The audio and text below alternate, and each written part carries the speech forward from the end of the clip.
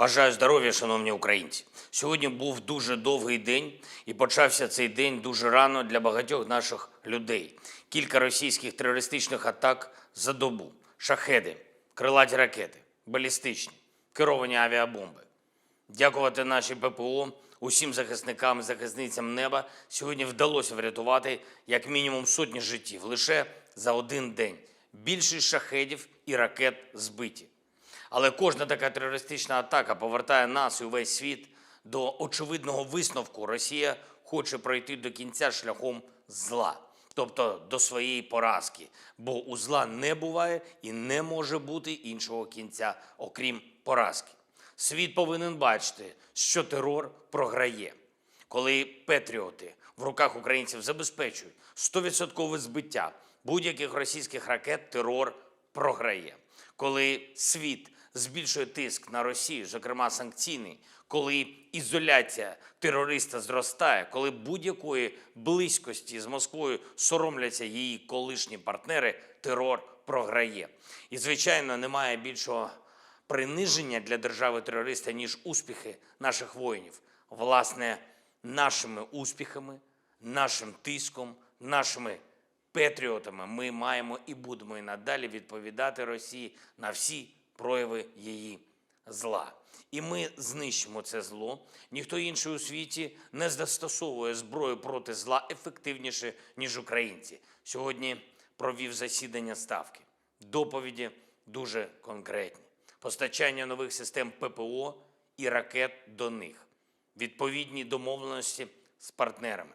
Ефективність нашої ППО і те, що може зробити захист неба, сильніше. Влучання, які, на жаль, є. Наші оборонці вміють учитись і зроблять все, щоб терористам стало значно складніше. Доповідали на Ставці, як і завжди, главком та командувачі оперативних напрямків.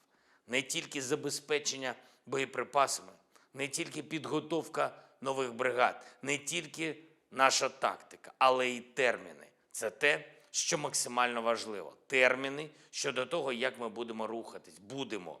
Рішення ухвалені. Я дякую кожному солдату і сержанту, офіцеру і генералу, кожній бригаді, які підготувались.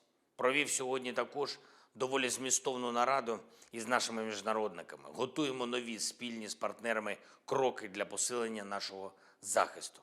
І для наших активних дій. Немає і не буде альтернативи повному звільненню нашої землі, немає і не буде альтернативи повному захисту наших цінностей. І я вдячний усім нашим партнерам, які розуміють, що повага до кожного людського життя, свобода людини та міжнародне право – це такі цінності, щодо яких компроміси неможливі. Хочу сьогодні окремо подякувати Данії, усьому народу, усьому данському політичному класу, парламенту, уряду і особисто пані прем'єр-міністру Фредріксен за рішення збільшити фінансування Данського фонду підтримки нашої держави на суму понад 3 мільярди доларів США. Тепер загальна сума оборонної допомоги від Данії сягне більш ніж 4 мільярдів 700 мільйонів доларів. Дуже вагомо. Такі рішення роблять поразку російського терору швидшою. Дякую за це. Говорив сьогодні з прем'єр-міністром Камбоджі Хун Сеном. Подякував йому за принципову підтримку міжнародних правил, усього того, заради чого нації об'єднані статутом ООН та обов'язковими для всіх конвенціями.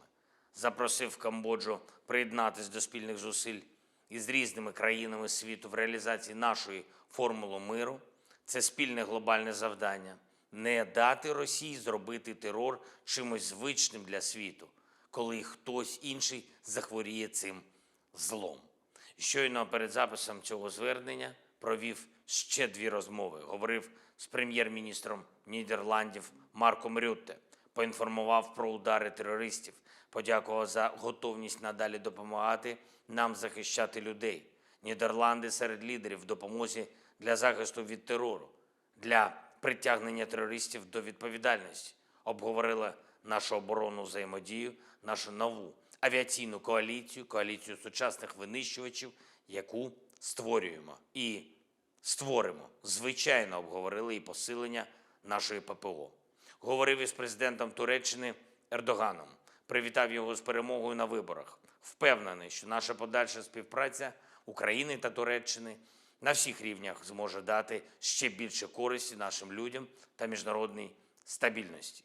Безпека нашого регіону та всієї Європи, світова продовольча безпека, захист фундаментальних норм міжнародного права – це те, що ми робили, робимо і будемо робити разом.